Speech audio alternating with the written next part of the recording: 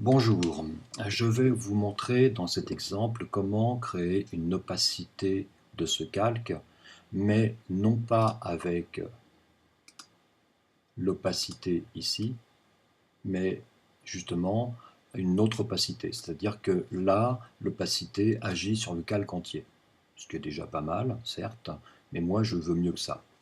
Je voudrais tout simplement que le visage, pardon, soit toujours opaque, mais que le reste ait des opacités différentes.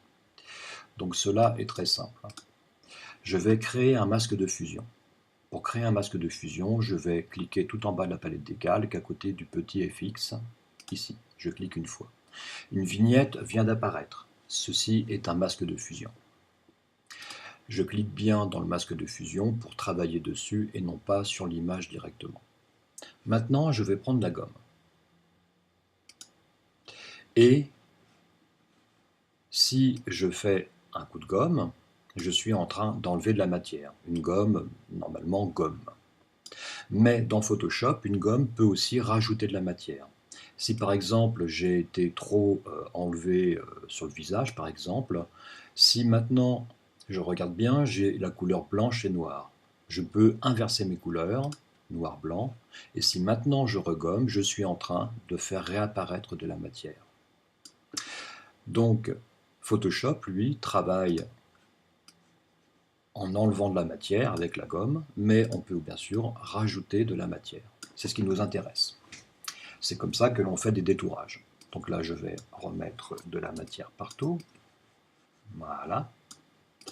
Et je vais juste déplacer un tout petit peu. Donc je prends l'outil déplacement, je déplace un peu ma photo pour donner un aspect particulier. Voilà. Un peu comme ça. Voilà. Maintenant, je reviens sur mon masque de fusion, je clique bien sur la vignette, je reprends la gomme. Et là, je vais faire un clic droit sur l'image avec ma gomme pour mettre ma dureté à 0. Si elle est à 100%, je descends un petit peu l'épaisseur, si elle est à 100%, je vais faire des ronds très durs. Par contre, si ma dureté est à 0%, maintenant j'ai des ronds très doux. C'est ce qui m'intéresse. Une fois que j'ai géré ma dureté, il faut que je gère aussi bien sûr mon épaisseur. L'épaisseur, c'est le diamètre. Il faut absolument avoir un grand diamètre. Là, c'est pas mal du tout.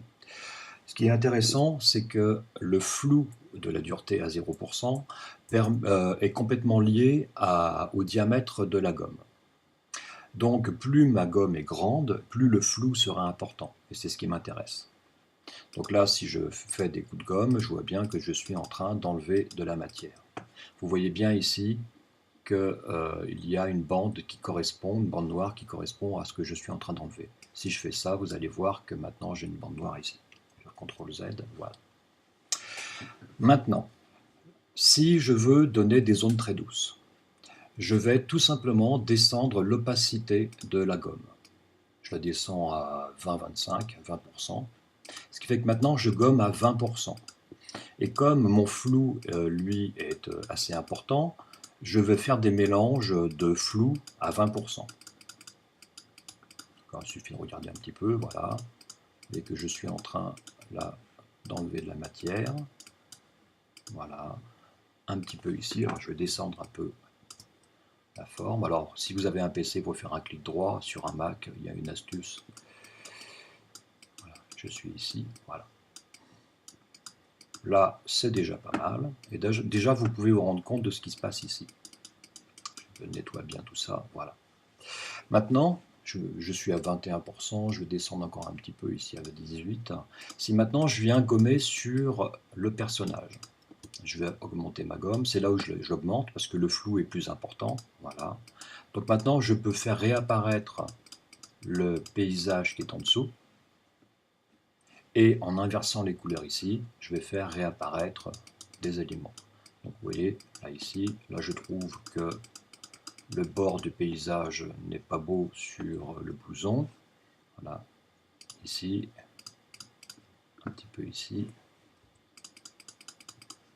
Et ici, je veux faire un peu disparaître son blouson.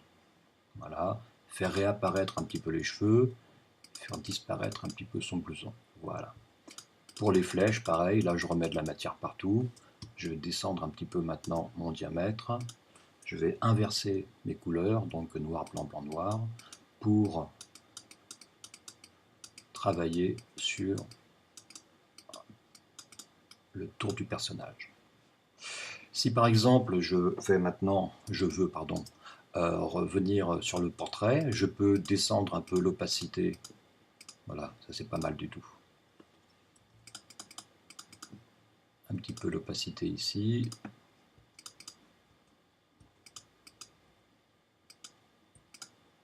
Voilà. Ce qui me permet de faire réapparaître le paysage. Ici, je veux absolument que ça soit plus foncé. Voilà. Et voilà. Donc le gros avantage, c'est qu'à tout moment, là l'œil est un peu trop fondu, je peux inverser les couleurs et remettre un peu son œil aussi ici, voilà, ou le faire un petit peu disparaître. Toujours changer l'opacité, hein. On peut être à 13%, on aura de toute façon toujours un résultat. Voilà. Un peu moins sur le cou, un peu plus ici. Je vais rajouter la matière, j'inverse mes couleurs et je remets le blouson et je réinverse pour maintenant enlever le blouson. Voilà. Le gros avantage, c'est que par rapport à l'opacité du calque, l'opacité, encore une fois, lui va, l'opacité, elle, va agir sur tout le calque, tandis que là, grâce au masque de fusion, j'ai différentes opacités, ce qui me permet de travailler sur des zones à faire apparaître ou disparaître, à mettre en valeur ou à ne pas mettre en valeur. Voilà. Ah, tiens, je me suis trompé. Tout va bien. Voilà, j'espère que cela pourra vous servir et je vous dis à bientôt.